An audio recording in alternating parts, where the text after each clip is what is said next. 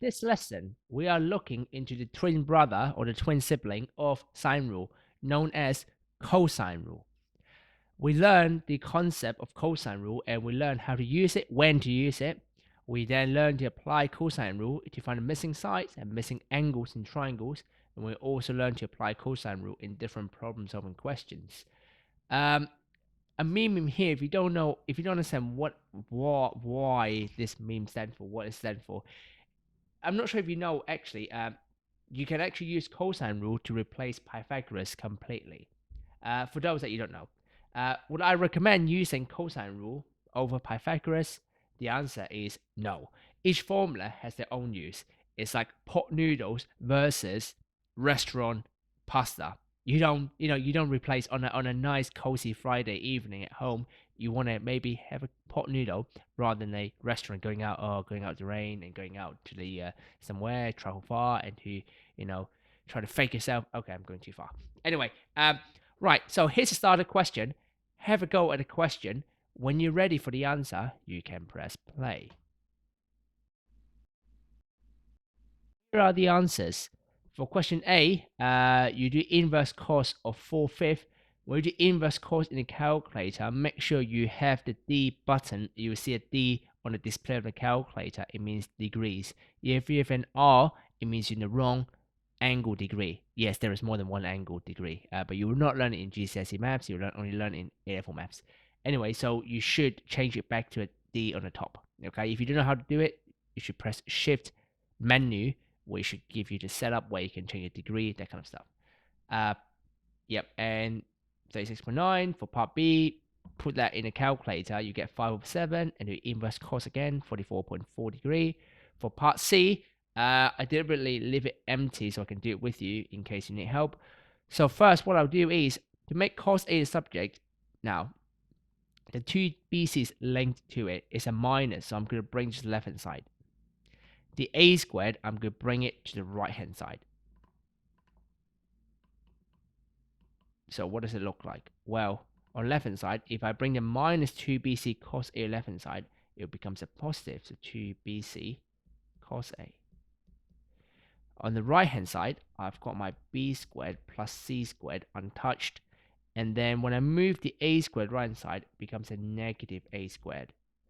And then these two are multiplied together, so to make cos A subject, I'll just divide it over b squared plus c squared minus a squared over 2bc. And that's the answer. That's how you make cos A subject. So cosine rule formula. So why do we have cosine rule? Well, because cos is cos, while cos x creates a connection between three lengths and an angle. So cos is cos.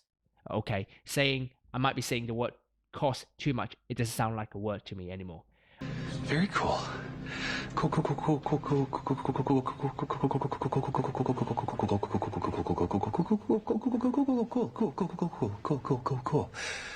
cool. Well, let's use the word cosine instead of cos. Oh no, did I say the word cos again? Anyway, let's move on. Cosine rule. Similar to sine rule, you've got two versions. Okay, I'll suggest you remember the two versions. We have learned how to rearrange to make cos A a subject in the starter, but I would recommend you to remember it. It might be easier to do it all under pressure in the exam. So to find length, which is your A value, so A squared equals B squared plus C squared minus 2BC times cos A. If you want to find the angle, you use a cos A version equals B squared plus C squared minus A squared over 2BC. Now, one thing to note is, if you want to find the missing length, I'm going to suggest you let that to a small a, missing angle, capital A. So B and C are the two other side lengths that it doesn't matter which one is which. So it could be B, it could be C, similar to Pythagoras. That's why, hence, cosine rule is a advanced version of Pythagoras. Anyway, so it doesn't matter if that's B or that's C. One thing to note is there's no ambiguous case in cosine rule. I'll give you 3 seconds to think about why. You can possibly think about it. Why there's no ambiguous case? See if you know. The answer to that question is because of the cosine graph, not cos graph, cosine graph. The symmetry does not happen between 0 to 180 degree. There's no the symmetry is unlike sine rule where you have two answers, where you have two values between 0 and 180, there is only one value between 0 and 180. That's why there's no ambiguous case in cosine rule. So when do you use it? Well, you use it when it's a triangle with three lengths plus one angle. Okay. Do you remember when to use sine rule? Sine with two lengths and two angles. The first example where we look at the missing length. In a triangle AB and C, AB is 7 centimeters, AC is 6, and BAC is 105 degrees. Work out the length of BC. Now, if I want to find the length of BC, I have three lengths, 1, 2, 3, and an angle. So therefore, cosine rule. So I'm going to make this as A. To work out missing length, I'm going to use this version. A squared equals B squared plus C squared minus 2BC. Oops, 2BC cos A. So, right. So A is unknown. So A squared is A squared. That's B and that's C. As I've said, whichever one is B and C, it doesn't matter. So B is 7 squared, C 6 squared minus 2 times B times C times cos. That's opposite angle. Perfect. 105 degrees. Now what I'll do is I will put this whole thing in a calculator once. So I'll put it in a calculator. So 7 squared plus 6 squared minus 2 times 7 times 6 times cos 105 degrees, close the bracket, equal 106.74, so A squared equals 106.74, etc. Now writing this step is for the examiner to see what you've done, and then you square root it. You can use the answer button, make it life easier.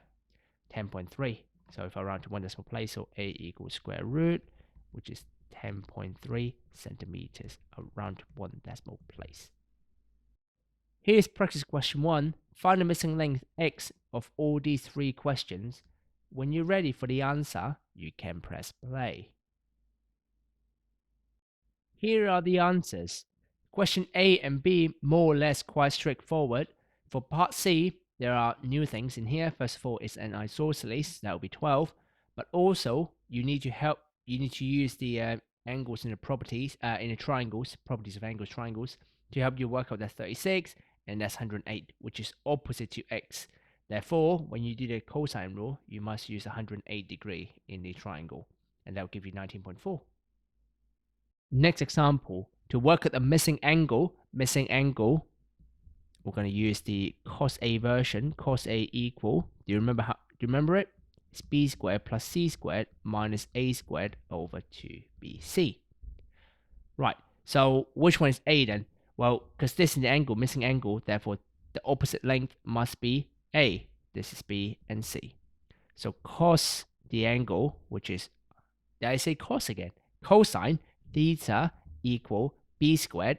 So 5.5 squared plus C squared, 6 squared minus 7 squared all over 2 times B times C. Oops, I meant 6.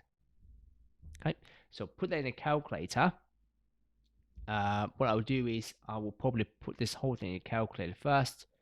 So fraction 5.5 squared plus 6 squared minus 7 squared all over 2 times 5.5 times 6. So 23 over 88, or 0.26136. Now, if it presents you as a fraction, you can write a fraction because that will save you time to type it again. Or you can say 0.26 something. So theta equals inverse cos or inverse cosine of 23 over 88, which is 74.8 degrees. Your turn again. I'm passing the ball back to you. And don't be afraid to shoot the outside, Jay. Have a go at practice question 2. When you're ready for the answer, you can press play. Here are the solutions. Question A, a straightforward one. Make sure you have the right length as A, which has to be opposite the angle you're working to find. So 36.9. For B, now when you read the question, do you not realize 56 is a bit too big between 12 and 7.2, that number looks too big, then you should be checking the unit. Well, millimeters, you need to change it back into centimeter, 5.6. So, you'll get negative. So, inverse cos of it, 138.9 degree. For C, to work out x, you'll need to work this angle A inside the triangle using cosine rule. So we get 110.9 degree, and then we know x and A add up to 180 degree because of the angle on a straight line. So x equals 69.1 degree. The next two practice questions, question 3 and 4, we're going to look into different problem solving questions that might need a bit more work. So pause the video for question 3, look at the hint if you need it. When you're ready for the answer, you can press play. Here's the answer. Angle ABC equals 49.7 degree in 3 significant figures. If you need help or if you want to hear my explanation, you can continue playing, but if you got right, just move on. Right, now to work out angle A, B, and C, first of all, you'll be thinking, okay, 2 lengths and 2 angles. Are we not using sine rule then? Well, yes and no. Yes, because, well, 2 lengths, sort of, okay, I might be thinking sine rule, but no, because we don't know the angle here. To use sine rule, you must know the angle BAC in order to use the sine rule, because that's opposite to 8. So that doesn't work. So what you need to do is, instead, you can find this length first, AB, and then we can find the angle ABC. So we're going to find the length of AB first. So we're going to find the length of AB. Okay, I'm going to call this length AB as X. So this question mark, I'm going to call it X. Okay, so cosine rule. Okay, cosine rule. I need to use X squared. So that's opposite to the angle. So X squared equals B squared plus C squared minus 2BC cos A. So put that whole thing in the calculator. I get x squared equals 164.42 something. So x equals square root that which is 12.82268.071. Now I wrote the full length is because I know I need this number to help me work out angle ABC. Then to work out angle of ABC, I'm going to call this theta. I can use sine rule. Sine rule. Okay, so angle ABC, so sine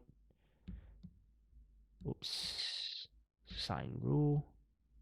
So the sine of angle theta over the opposite length equals to sine the other angle 31 over the opposite length, which is 12.822, etc. So sine theta equal sine 31 over 12.822 times 19, which that is 0.7631, and therefore theta equals to the inverse, sine inverse of that, which is 49.7 degrees. So it comes down to the last practice question. This question requires you a previous knowledge about area of sector. Pause the video, have a go at the question. When you're ready for the answer, you can press play. Here is the solution. The answer. Answer is 79 centimeters squared, rounded to nearest integer. If you got it right, good job. Well done. If you don't, you can listen to my explanation. Let's have a go. So first of all, you must recall how to work out area of sector. The area of sector is pi r squared, the whole area of circle, the area of whole circle, pi r squared, times the fraction of it. The fraction is the angle out of 360. The angle is obviously here. So in other words, you must know what the theta is. Now we know the radius, don't we? Radius 11.5. So our next task is to work out the angle theta. Well, don't forget one thing. In an area of sector, in a sector, radius plays an important part. You must always recognize the radius. Like this one, OB is also a radius. So using this triangle OAB, we can use cosine rule. Okay, so that will be your value of A. So The angle version is cos theta equals b squared plus c squared minus a squared over 2bc. Now, if we put that in a calculator, you get cos theta, put this fraction calculator into 0.36105, or you can do inverse cos the whole fraction altogether, which gives you 68.834 degree. Then we can work out area of sector. So area of sector, therefore, equals to pi. Let me write that. So pi times radius squared times 68.834 over 360. You will get 79. If you round to nearest integer, you get 79 centimeters squared.